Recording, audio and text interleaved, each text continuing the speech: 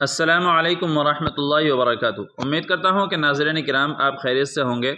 میں محمد طیب قاسمی اور آپ دیکھ رہے ہیں طیب قاسمی آفیشیل یوٹیوب چینل۔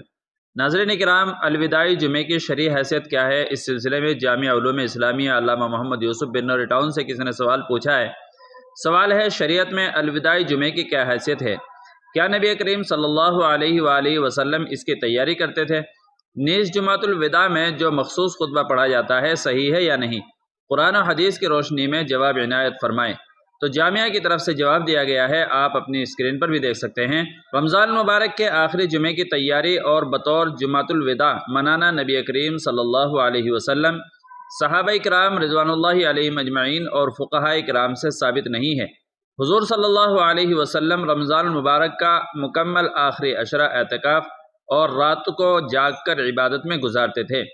پورے عشرے میں عبادت کا اہتمام تو احادیث میں منقول ہے، لیکن آخری جمعے کے لیے نئے کپڑے سلوانا، تیاری کرنا یا خاص عبادت کرنا احادیث سے ثابت نہیں ہے۔ نیز الوداع والفراق والسلام یا شہر رمضان وغیرہ کے الفاظ سے خطبۃ الوداع پڑھنا حضرت سید الکونین علیہ الصلاۃ والسلام، خلفائے راشدین رضوان اللہ علیہم اجمعین اور ائمہ مجتہدین رحمہم اللہ سے ثابت نہیں ہے۔ اس کو اکابر اہل فتاوی نے مکروہ اور بدعت لکھا ہے۔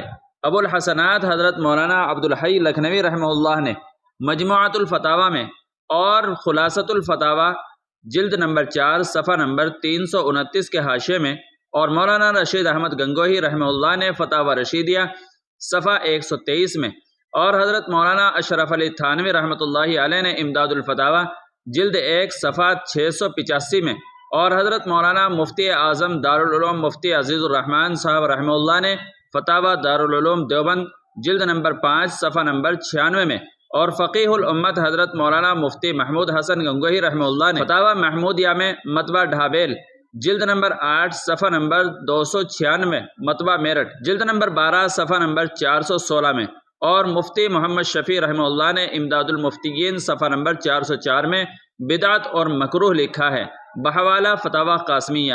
فقط واللہ عالم، دارالافتاء جامعہ علوم اسلامیہ علامہ محمد یوسف بن نوری ٹاؤن۔ تو ناظرین کرام، اس فتوے سے یہ پتہ چلا کہ جو چیزیں جمعۃ الوداع کے نام پر کی جاتی ہیں، نئے کپڑے سلوانا، ایسے ہی مخصوص خطبہ دینا جمعے کے دن، یہ مکروہ اور بدعت ہے۔ امید کرتا ہوں کہ آپ کو یہ مسئلہ بہت اچھی طریقے سے سمجھ میں آ گیا ہوگا۔